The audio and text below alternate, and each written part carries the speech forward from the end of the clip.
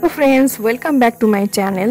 তো আজকের আমি একটা খুবই সিম্পল উপায় একটা নতুন রেসিপি শেয়ার করব। তোমরা এটা সবাই জানো, আমি কিভাবে করি আমি সেই রেসিপিটা তোমাদের সাথে শেয়ার করব।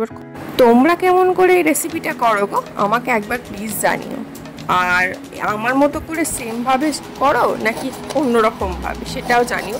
আর আমার মতো রেসিপিটা করে একবার আমাকে অবশ্যই কমেন্ট করে জানিও যে কেমন হয়েছিল। তো চলো বেশি কথা না বাড়িয়ে রেসিপিটা শুরু করা যাক। ফার্স্টে আমি খোলা শুদ্ধ মানে আলু সিদ্ধ করে নিয়েছিলাম, আর সেটা আমি গ্রেট করে নেবো ভালো করে। তারপরে কিছুটা আদা কুচি দেব, আর তারপরে পেঁয়াজ কুচিও দিয়ে দেবো, আর তারপরে পরিমাণ মতো লঙ্কা কুচি দেবো। লঙ্কা কুচিটা তোমরা বেশি দিতে পারো, আমরা একটু ঝালটা কম খাই বরাবরের নেয়, তোমাদের বলে এসছি তো আমরা কম করেই দিই। তারপর একে একে ম্যাগি মশলা দেবো, তোমরা ম্যাগি মশলা অ্যাভয়েড করতে পারো, কিন্তু গোলমরিচ গুঁড়ো খানিকটা দিয়ে নেবো। গোলমরিচ গুঁড়ো তোমরা বেশি দিতে পারো, কমও দিতে পারো। আর তারপর টমেটো কেচাপ দিয়ে দেবো, টমেটো কেচাপেও কিন্তু টেস্ট খুব ভালো আসে।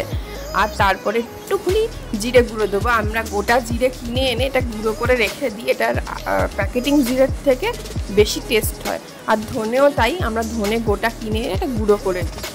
আর আমি ধনে গুঁড়ো আর একে একে পরিমাণ মতো নুন আর কোরিয়ান্ডার লিভস অর্থাৎ ধনে পাতা দিয়ে দেবো। তোমরা ধনে পাতা অনেকে ফ্লেভার পছন্দ করো না, তোমরা না চাইলে না দিতে পারো, স্কিপ করতে পারো, কিন্তু আমার ধনে পাতার ফ্লেভারটা খুব ভালো লাগে যে কোনো সময়, মানে গরম কি শীত কি সারাক্ষণই আমার ভালো লাগে ধনে পাতা খেতে। তারপর ভালো করে মাখিয়ে রেখে দেবো। আর এরপরে কিছুটা আটা কিছুটা ময়দা দিয়ে নেবো। ময়দার পরিমাণ আমি কম দিয়েছি এখানে, আটার পরিমাণ বেশি দিয়েছি। তোমরা চাইলে আটাটা বেশি দিতে পারো, এই আটাটা কম দিতে পারো, ময়দা বেশি দিতে পারো। তারপর ময়নের জন্য খানিকটা ঘি দিয়ে নেবো। আমি এখানে একটু নরম নরম ঘি দিলাম, তোমরা চাইলে একদম ঘিটা মেল্ট করে দিতে পারো। আমি মেল্ট করার সময় পাইনি, তাই আমি এইভাবে দিয়েছি। তারপরে নুন দিয়ে নেব, আর তারপরে কিছুটা জোয়ান এরমভাবে ঘষে একটু দিয়ে দেবো, কারণ জোয়ানটা দিলে কী হয় একটু গ্যাস অম্বলটা কম হয়, তাই আমি আজওয়াইনটা দিয়ে দেবো।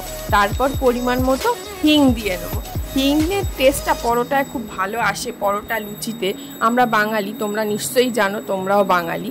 আর তারপরে হচ্ছে টক দই কিছুটা দিয়ে দেবো, তাতে পরোটাটা নরম হয়। এইরকমভাবে ভালো করে মিশিয়ে নিয়ে মাখিয়ে নেবো ভালো করে।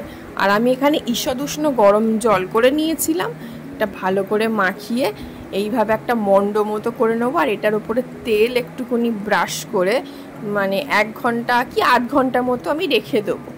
আমি 8 ঘন্টা পরে আবার ফিরে এসেছি। এবার এই বড় ডো থেকে ছোট ছোট লেচির আকারে করে কেটে নেব।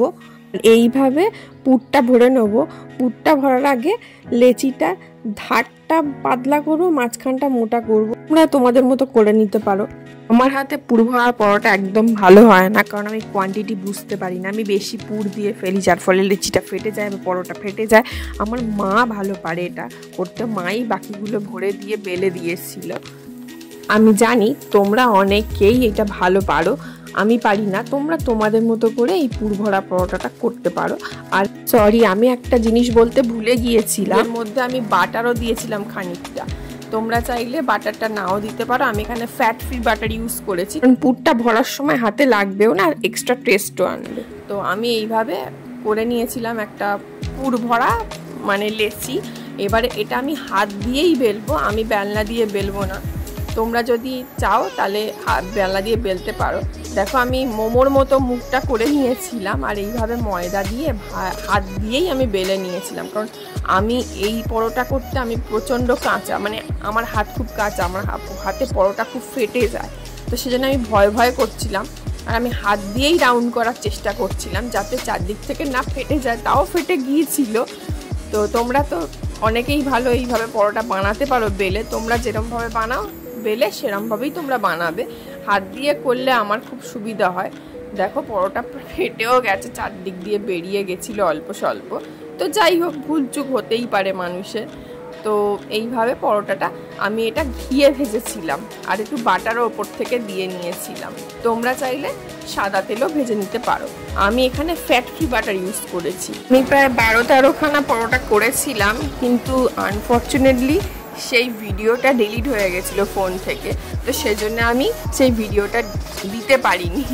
যখন আমি এডিট করছিলাম তখন দেখছি ভিডিওটা ডিলিট হয়ে গেছে। তোমরা এইভাবে প্লিজ বাড়িতে একবার পরোটাটা অবশ্যই ট্রাই করো, আশা করছি ভালো লাগবে। And of course, if you like my video, please do like, comment, share, subscribe to my channel and hit the bell icon to get more notification and update also. Thank you.